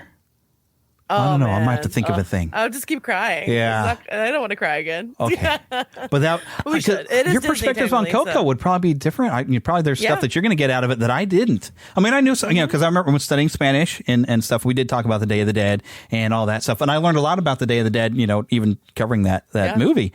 But you're going to have a different perspective and you're going to know things that I would not have caught that they probably threw in there. Like, I can't remember, I remember there was a specific thing, like the different colored banners that were going across the streets have meaning and purpose, and I forgot what that was. But I remember looking it up, and I thought, "Oh, that's really cool." And that even come up this week. I was watching, I'm getting maybe some early October vibes, but I was watching some people that were touring around like Terrytown for like Sleepy Hollow, and they went into this like little restaurant pub thing, and up on one side because they was doing all this Halloween kind of stuff, but they had a Day of the Dead display, and they had some of those banners hanging up. I'm like, "Oh, hey, those banners, they mean something." And I was like, I wish I remembered.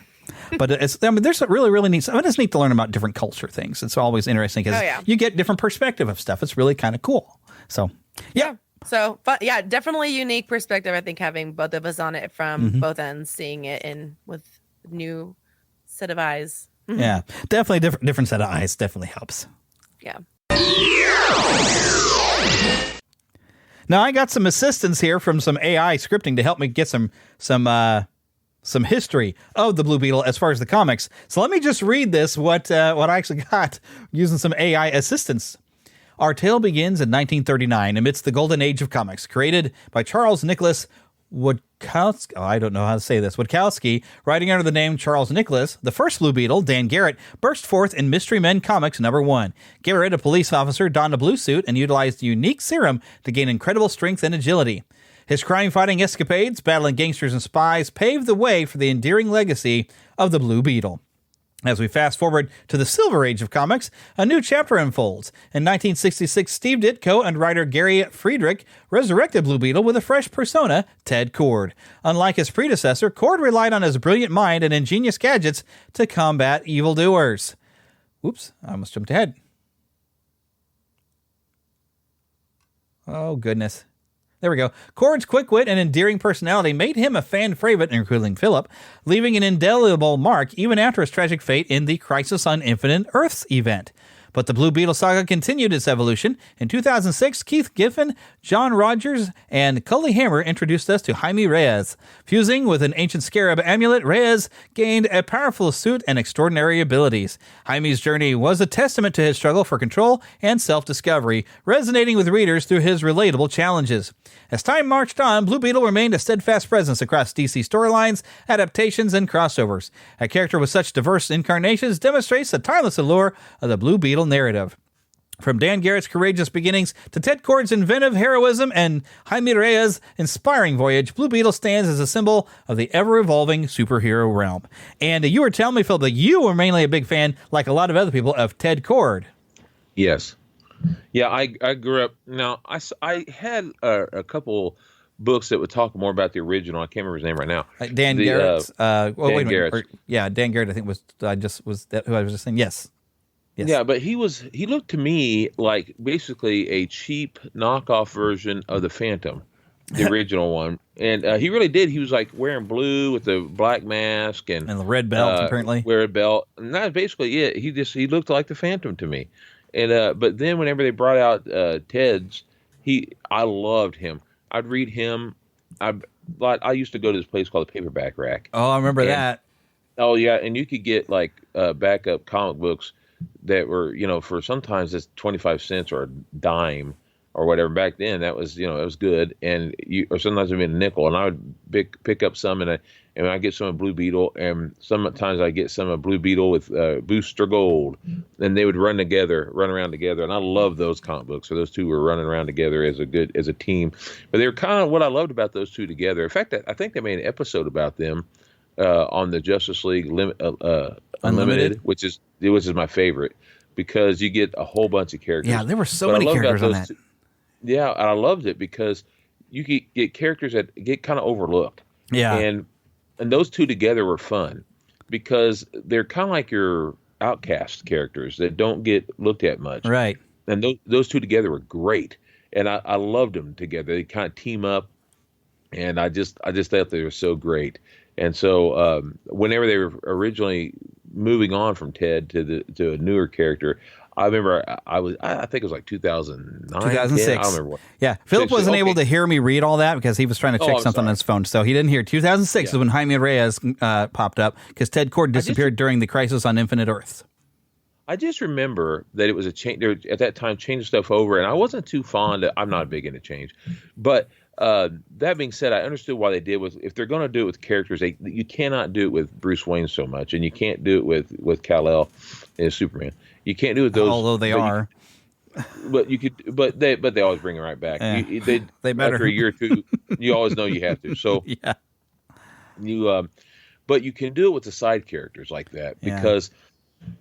And that's always a good thing, but you can always usually, but even they did with Hal Jordan, but eventually they brought him back. They had to bring Hal back, because he was still the most beloved of all of them, and they found a good way to do it because they didn't do it very good the first time, and so they found a good way to do it, and boy, they did it right. And they've even had to bring back Barry Allen.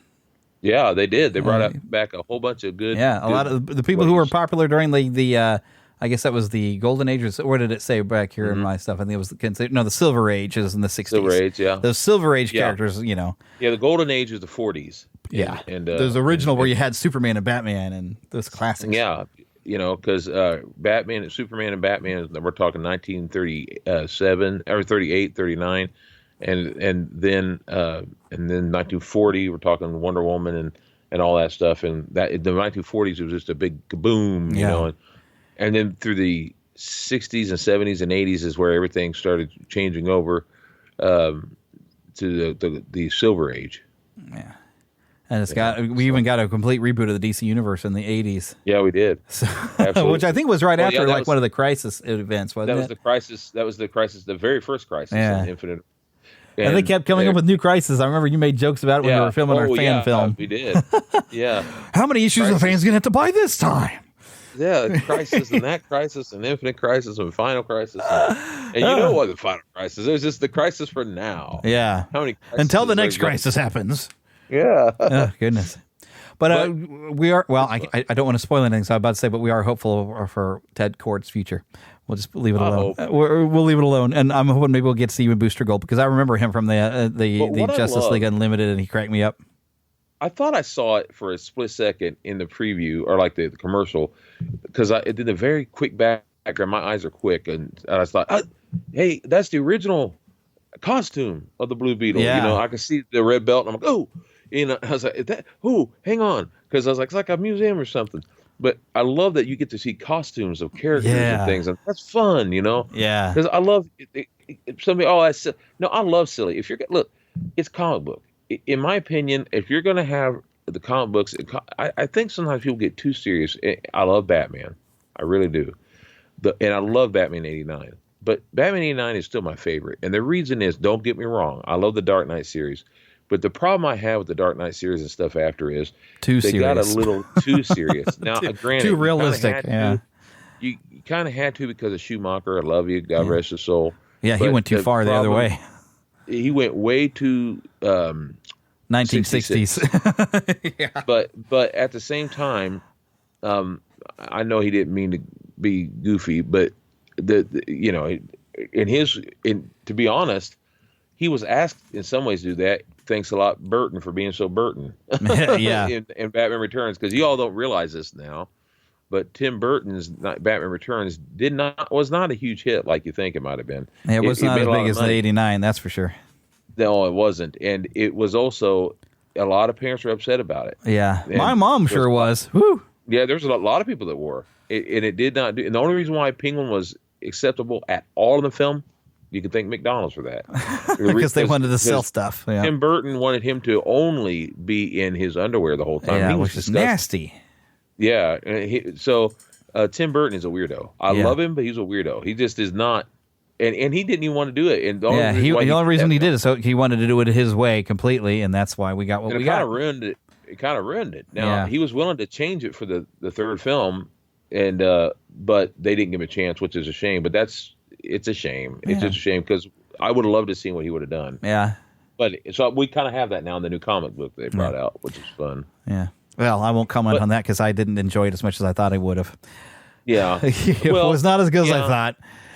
So, but it was still better than nothing. Yeah, it was nice to read it though. Yeah. But we got to keep the show moving, and we still got to talk about another movie. There's a lot of fun. Yeah. Oh yeah, Blue Beetle. Yes, which we've. If you didn't catch from Mary and I, we absolutely love the movie. It is hilarious. It was a great movie. And George Lopez, I was so excited. Mm-hmm. You're basically saying stuff that Mary and I already said. So yeah. Yeah, I'm excited. So I need to move on to Ninja Turtles. I'm sorry you didn't get to be part of the review. I know. But yeah, I know you had as much fun as I did. I know. I laughed so hard I was in tears. Yep. No joke. I was honest to God in tears watching that movie. And my nephew Freddie, he talked about that movie so much throughout this weekend. He hugged me later on and said, "Thank you." He said, "I love that movie. He goes, that's my favorite movie of the year so far." That's what he said to me. And he goes, "Thank you for making my summer fun." That's what he said to me. Okay. And I thought that was so cute. Yeah, because he's back in school now. I bet today. Today is his first day back at school. Yeah, because that's the first day Heather had her students back up on Lathrop, thank you for letting us take him. Awesome. Okay, but we really got to get going. So, should I hit the button again? No, I'm not going to, because we're just going to switch movies. TMNT, Teenage Mutant Ninja Turtles Mutant Mayhem. We actually went ahead and went out to watch it because I've seen a lot of people saying positive things, and even had a guy at work, Landon, if he's listening to the show, he says he thought it was Seth Rogen, and the stuff he saw in the previews was cringy as much as I did. And he had a friend who's a big Turtle fan who went to a sneak preview and came back and says, "No, I actually liked it." So Landon says, "All right, well, I'll go see it. If I like it, I'll tell you."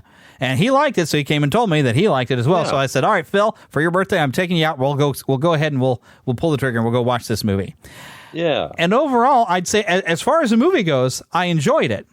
Me too. As far as being an animated movie that you're pushing, kids are going to watch, please don't cuss in a movie that kids are going to go after because you've animated it that way. That was of two complaints I would have. It's that I still don't like that animation style that much, and it was really hard to tell when an action sequence kind of happened. Choppy. It was choppy and hard to tell what was going on. And then the cussing and stuff that was inappropriate, and even having a joke that was kind of a gross joke that I heard a kid instantly repeat. Thanks, parent. Yeah. But the other thing that bugged me, and this is where I'm going to get in, where I said at the beginning of the show that you don't learn martial arts through watching it on TV. Oh yeah. Imagine that is the new origin of the turtles, is you just have a regular old New York rat and some baby turtles that get mutated and then decide, well, because this version of Splinter does not trust humans, he figures, well, we need to be able to protect ourselves from the humans, so we're going to watch Jackie Chan movies and study what Jackie Chan does, and that's how they learn. I'm like, okay, but the part that makes that work, though, for the movie is cute, they kind of get trounced a lot. Yeah, that because part was cool. You don't really learn by watching TV. So they can handle themselves with like some regular thugs that are too freaked out to the fact that they're fighting with giant turtles. But when they have some real foes and dangerous foes, they're in over their head. They're not like the level of ninjas anyway. Especially if you're looking at Jackie Chan, ninja and ninjutsu is from Japan. Jackie Chan is kung fu. That is not a ninja. If you master that, you're a sifu. Yeah. It's a completely different thing. So this should have been, as Ray Stevens actually made a parody song, Teenage Mutant Kung Fu Chickens. That's what this was. This was Kung Fu Turtles, not Ninja Turtles. But if you take all that away from it, though, it was still a fun movie, and I still had a good time watching it. I just have some complaints of some stuff that I had to roll my eyes at. Yeah, I'll probably thought of it as a jerk. I still could not think of that character as April O'Neil. Mm-hmm. Just me personally. Like, if you're going to race swap her, at least make her pretty. I mean, golly. Yeah, and You know, because they had a cartoon, was it Nickelodeon? Yeah, Rise of the Ninja Turtles actually had they race swapped April. That's the first time they did it, and so they did that, but they also based did on it. And I was told by someone, they were saying, well, because she was originally black in the No, she wasn't. book. Bastard And Stockman I said, was. no, she wasn't. They said, oh, her hair was curly and kinky, and I said, so? She looked more to me, and this is just my personal opinion, but to me, I thought she looked more like, I can't think of the actress's name, but the one from Alien. She looked more like Weaver? that. Yeah, Sigourney Weaver. Yeah, she looked more like that. Because, I mean, that was real popular at the time. Well, she was actually, I think, based on one of them's girlfriends, either Eastman or Laird, if I've heard that correctly. Yeah, I think they based her off of one of their girlfriends. Exactly. That's right. I remember reading that. Yep. And you're right. But it definitely wasn't black. But they're like, oh, it was in black and white. But that doesn't mean. But you could tell the difference. Like Baxter Stockman had, great, tones to where you could tell Baxter Stockman was a black man. Yeah. And exactly. he looked very different from April, who she was an assistant. But overall, you had fun with the movie too, didn't you? Oh, I did. I loved it. I did. So because there was actually some good humor in it. It wasn't all cringy. Yeah. There were some good jokes. The only other complaint I had in it was the voices. Some of the voices didn't seem right in it. Like Donatello's voice should have been Michelangelo's voice. Yeah, I was going to say, if you're going to have a voice that sounds like a 10-year-old, because it was almost predominantly 12-year-old at the oldest. Yeah, and he sounded like a 7-year-old to me. Yeah, he was really young sounding and obnoxiously so to me. Michelangelo's super deep voice should have been Raphael's voice. Yeah, they just, because you can tell someone's voice, you know who they're supposed to be, and they had that wrong. Yeah, Leonardo's voice matched and fit for him. Yeah. That one was the only one that actually worked. I mean, I didn't mind the voice actors, but they were just cast as their own characters. Yeah. But Donatello's got on my ever-loving nerves the whole time. He's like, the whole time. Like a little I was kid. like, oh, yeah, he did. Yeah. But everyone else, though, but the rest of it was good. Mm-hmm. And I really liked Jackie Chan in there. Although, what the heck were those things poking out of Splinter's head? I think they're supposed to be hair. Yeah, I know, like clumps of hair just randomly sticking out. I was like, are these like eyebrows? I've never seen a rat with that. I didn't know what the heck they were doing. The character designs were ugly. The turtles were okay, but most of the character designs were ugly. Yeah, for all across the board. There were scribble marks, because it's supposed to be a weird style. I understand. They tried too hard to look like the Spider-Verse animated films. Yeah, so there's like scribble marks that would just like appear, and I think it was trying to be its own style because there's been so many Ninja Turtle things. Yeah, so they're trying to be different, but that was kind of strange. Like you just see scribble marks showing up on little things. Oh, that's odd. Yeah. And heck, having a weird origin, we'll get into this in just a second, but I'm going to play some audio from Encyclopedia Britannica. I love the fact that you can listen to an article. So let me just hit this button and we'll listen to this real fast. Teenage Mutant Ninja Turtles. Recent news. Teenage Mutant Ninja Turtles, TMNT, comic book series about a quartet of human-like warrior turtles, which grew into an enduring multimedia franchise. Born of a radioactive accident, raised by a talking rat, and named for Renaissance painters, the Teenage Mutant Ninja Turtles, cool-headed leader Leonardo, fun-loving Michelangelo, misspelled as Michelangelo in early stories, bookish Donatello, and hot-tempered Raphael, delivered vigilante justice to the streets of New York City. There and across the world they fought gangs, aliens, and monsters, but their greatest foe was Shredder, an evil warrior who led a ninja gang called the Foot Clan. The series and its characters were created in 1983 by cartoonists Kevin Eastman and Peter Laird, who published the first TMNT comic book, 1984, in black and white, financed by a tax refund and a family loan. They also put together an inexpensive press kit and mailed it to a number of media outlets. Their kit generated a surprising amount of coverage, and the series became one of the early success stories of the burgeoning direct retail comic book market. Shortly thereafter, Eastman and Laird began a long-running relationship with licensing executive Mark Friedman, reorienting the often grim and gritty series toward the lucrative children's market. The TMNT brand spawned a popular animated television series, 1987-96, and a handful of live-action movies, as well as video games, toys, and other merchandise. The franchise's popularity waned in the late 1990s, but the early 21st century saw a resurgence of interest, especially with the computer-animated film TMNT, 2007, and additional forays into television. Teenage Mutant Ninja Turtles 2014 rebooted the live-action film franchise in blockbuster fashion, earning nearly $500 million in global box office receipts. A sequel, Teenage Mutant Ninja Turtles: Out of the Shadows, was released in 2016. Okay, so there's your quick two-minute history of as likely Britannica can give you. But now we mentioned like weird stuff going on with origins on Ninja Turtles, right? So when we grew up, we saw the animated series and we got a pretty plausible thing that you had an alien mutagen, and Hamato Yoshi was hit with it, and he got turned into a rat because he had been in contact with those rat friends. And the turtles being in contact with a human, they turn human. So you get a realistic believability of how they mutate and how they learn ninjutsu. As realistic as that can be. Right. It's plausible. You can go with that. It's plausible. Now, of course, you go with the original version. You did have what was presented in the movie, except for you had a Roku Nagi and a Roku Saki. So you had two different ones. One was the Shredder and one was was a Foot Clan thing. And you had the story as presented pretty much by the movie, where you had a Hamato Yoshi coming to America with Tang Shin, his bride, and his rat Splinter mimicking his moves from a cage. And then when they get mutated, and which was neat, it was actually a tribute towards Daredevil, because they love Daredevil, of that, same chemical that was supposed to have taken away Daredevil's sight. Instead of the hand, you get the foot, but that same chemical that had hit, I forgot his name though, but Daredevil's eyes is what mutated the Turtles and Splinter.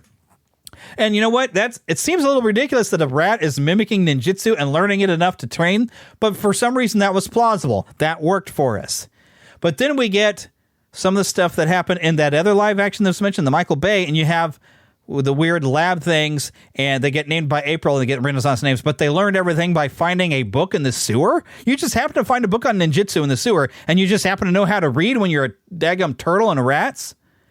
Didn't make any sense to me. No longer plausible. But now let me read to you what IDW has done, and I guess Kevin Eastman has been part of it, because now Peter Laird sold out his stuff, and I think that's how Nickelodeon's gotten the rights. But he's changed the origin, and that's what's currently running right now, okay? So look, let me read you Volume 1 here. It says, Hamato Yoshi is a member of the Foot Clan, led by Oroku Saki, during Japan's feudal period. So we're going back. So that kind of works.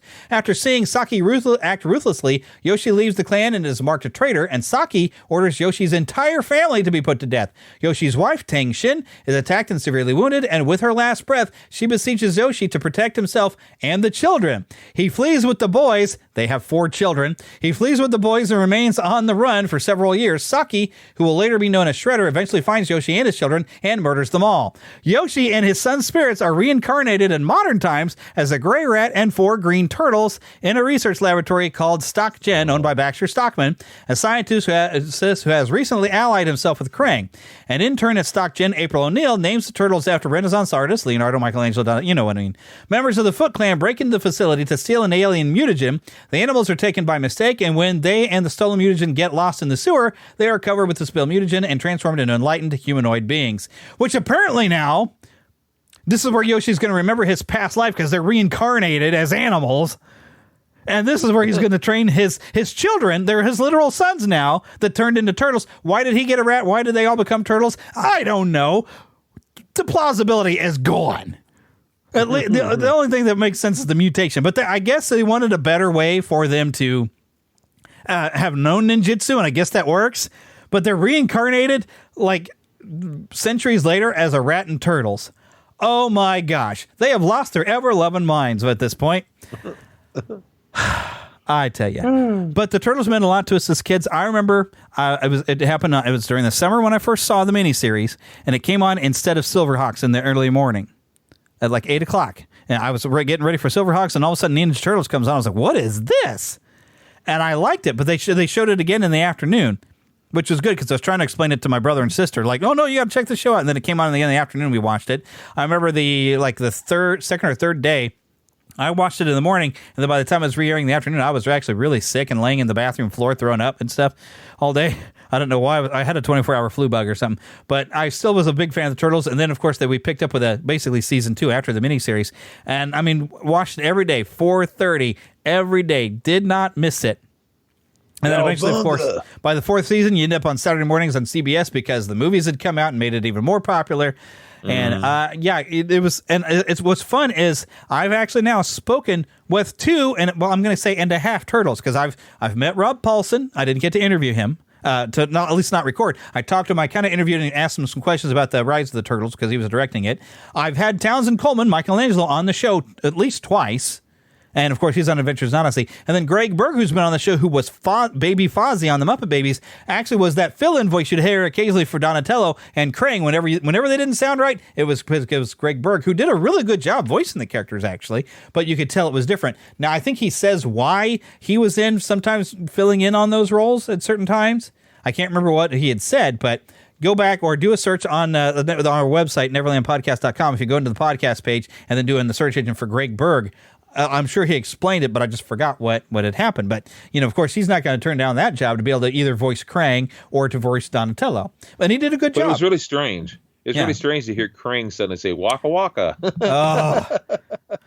But you can even tell, even one episode, you had taped on a videotape, like 3 episodes. And I remember one of them was where Michelangelo, whenever you'd say Shredder, he would turn into Shredder or what? Or no, Shredder would become Michelangelo because they had all this research on Michelangelo in this computer, and Shredder wandered into it, thought he was a Michelangelo. But that's one of the ones when you hear Craig talk, you can tell it's Greg Berg. That's one of the ones I remember. But I remember actually those 3 episodes. I actually because I had to get that tape back too, so I played the tape and I recorded the audio on a cassette tape so I could listen to those 3 episodes over and over again on a cassette tape before I had to get that back to you because I was big fans. I didn't really have a lot of the toys. I got more toys now. I used to record them every day. I wanted to start recording it, but I wanted to get it from the miniseries at the start of my tape, and I never caught it at the right time. Unlike X-Men, the animated series, where I did mostly catch it. Yeah. Turtle power. And the other fun thing is, while I was in community college, I had like this dream and this wish in the morning, like, man, I wish that they would put that series on DVD or something. I would certainly go buy it. And then I had to go get something at Walmart. And I just happened to see there it was, called Season 1, but it's basically the miniseries, was there actually in Walmart that day. I bought it instantly. I was so excited when I had brain surgery, my first one. My mother came home with these pies from Hostess, and they were so good. They were and I remember because I was watching that night. They had this anniversary from some show called All in the Family, and I was watching. I'd seen bits of it when I was young, and it was one of my favorite shows, my second favorite sitcom actually. And I was sitting there watching that. And I was eating those pies, and there was the first ones that they only had the vanilla. Oh, it's still my favorite, and they had that green icing. And it came with these stickers, and that's what I would put on those tapes was those yellow Ninja Turtle stickers, and I'd put them on those tapes, and that's what I would record all those shows on. Was those little videotapes that had the yellow stickers with the Ninja Turtles on it. And I remember very well the one that had Michelangelo. He'd be on a skateboard, and he'd be skating on that. And I can't remember exactly what Leonardo was doing, but each one had a different sticker, and collect all 5 or whatever they say on the thing. But you could get I think there's like 5 or 6 different stickers, at least 4. But, you had to keep buying those pies. Boy, I miss those pies. Were dadgum good. Yeah, I think it was vanilla pudding, just green color. No, it was. It was. It was vanilla pudding, and there's a green. And then later on, they brought out a chocolate. But that was just right before they ended. And but I didn't really want chocolate. That vanilla pudding was so good. And they had pizza-flavored chips and stuff like that. Oh, I love that. Those chips were good. And they were round. And they would. They had so many. You could go out and get like animal crackers that were shaped like the Ninja Turtles, and you could get. There was so much out there. Anything turtles. You had Ninja Turtle macaroni, and you had a hamburger helper, and anything almost. It was like you dream it, they would have it. It's just like with all things, they saturate the market, but it's okay. It's part of the fun, you're going to have cereal, you're going to have, which they have again right now for the new movie. Yeah, and it's not bad. It's not bad. Yeah, I like it. Yeah, I haven't yet to try that, but they have just about anything. Oh, high C. Yeah. You always get some high C or something like, whoa, cowabunga juice or ooze or something. You're going to get that, brother. Yeah, and my mom tried to keep me away from all that because by the time the movie was coming out, she'd heard some bull crap story about some kid stabbing his brother saying the Ninja Turtles did it. I know. And it was a lie. Probably the Beavis and Butthead setting fire or something was probably a lie too, but they stopped doing any fire jokes. But so my mom kept me away from it. So it was through my friends I was actually able to still have some of the chips, because when you came over for my birthday, you brought our fruit pies and those chips, and we ate them as we were playing the Batman Nintendo game and watching the Jungle Book. Oh, heck yeah. I remember that. So Mom could not keep it away from me. I was a bad influence. Cowabunga. That's right. Well, heck, my uncle even tried to go and convince me.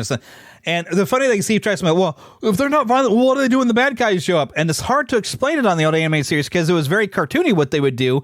And, you know, they would do some weird thing like make something fall down on the bad guys or something, some sort of cartoony thing. The only time they were actually able to fight anything was the miniseries where it was animated in a different place, and so the animation is actually a lot better. And they were okay because they said, okay, well, we'll make robots and you can destroy robots.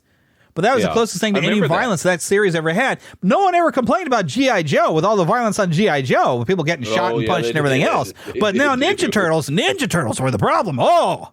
And the Ninja Turtles never did a violent thing in that show. It's so stupid. They all heard it, really. All of them did. And I understand why they got some of that. You know, I get it. A parent has to be careful what they let their kid. I get all that. But they're responsible to go overboard. It is. It is. And the thing that I heard, you understand I'm a pastor's son. I was, and I'm a pastor now. And I understand you got to be careful. But I received a book at the time, talking about Batman and all that. I received a book that was trying to say that all this stuff was demonic and weird and new agey, and so on the frame panic. of the book, and so when I got this book to read it, the front of the book, and I'll never forget it. The front of this book, you have to understand, it shows these kids looking like they're brainwashed, and they're watching this TV, and on the TV you have looks like Michelangelo, I guess, coming out of because he was wearing orange. He's coming out of the TV and he's going like with his hands out, and he's like mesmerizing them and like brainwashing them, and they're watching him. And then around the TV you had a Batmobile, and you had like a Smurf on the ground, and you had on the floor, and you had all these other I think it was supposed to be Slimer and a couple other things. Is like how they're brainwashing your children, and I was like, come on. We all got to be careful what we watch, but you also can, if you go overboard, it's going to push them towards it. Yeah. Anyway. Yeah. And we watched all that stuff, and it didn't really mess us up. We just ended up having a podcast where we talk about it. That's right. And God's still my number one. God is still my number one. That's right. God is still number one. It did not take away, just because I'm surrounded in toys of He-Man, Leonardo, Spider-Man, and everything else in the world, and Ghostbusters, doesn't mean I don't love Jesus. That's right. All right. But we better wrap this up here. Sure, yes. Oh, which I got to go back to my show notes there again. Here, I'm looking at the other pages. Oh, Ninja Turtles, yeah. But, of course, I want to remind you to go to our website, neverlandpodcast.com, where you can find right in the middle of the page, if you happen to have a podcast and you want to be able to get your reviews, my podcast reviews, click that link, and I'll get a little bit of kickback for that if you go ahead and sign up. A very inexpensive service and get all reviews sent to you. By the way, you can find everything you need right there to write some reviews. We haven't had a review in a while. And only you can help this show grow by telling your friends about all the fun you're having on this show, and that, hey, look, we actually get more of a Christian focus sometimes. We don't mind talking about Jesus now on this show. Amen. And so we look at everything from the eyes of Christians. And so now we not talk about God every episode, but let your friends know that, hey, you can let your kids listen to this because we ain't going to do anything foul on this show. Thank you. That's right. So, let everybody know that you're enjoying the show, and please do share it with others on social media, which, by the way, on social media, we do have stuff on Facebook and Twitter. I mainly recommend getting into the group under Neverland, the Fandom Nexus, because the group is where it's easier for me to share, because Facebook has changed things, and the fan page where you just I have to go through like a different profile, so it's harder for me to just pop up and share. So, but yeah, make sure you find us all the things. You can email us, podcast@neverlandpodcast.com. Please donate to the Patreon. You can find links for that right on our website, neverlandpodcast.com. And you can even join the Neverlanders there. We have Lost Boys there and Pixies. We have Pixies because girls are too clever. They don't get lost. And we'd, of course, like to thank Karen Kennedy, Ricky Pope of Christian Nerds Unite, and Darren Wilhite of the Wilhite and Wall Show for helping me out with the intro. And now we just want to remind you to get lost in an adventure. You had a little bit of a delay, but that's okay. I did my best. You beat me to the punch before. You just jumped in there before I got there. All right, but we'll see y'all next time.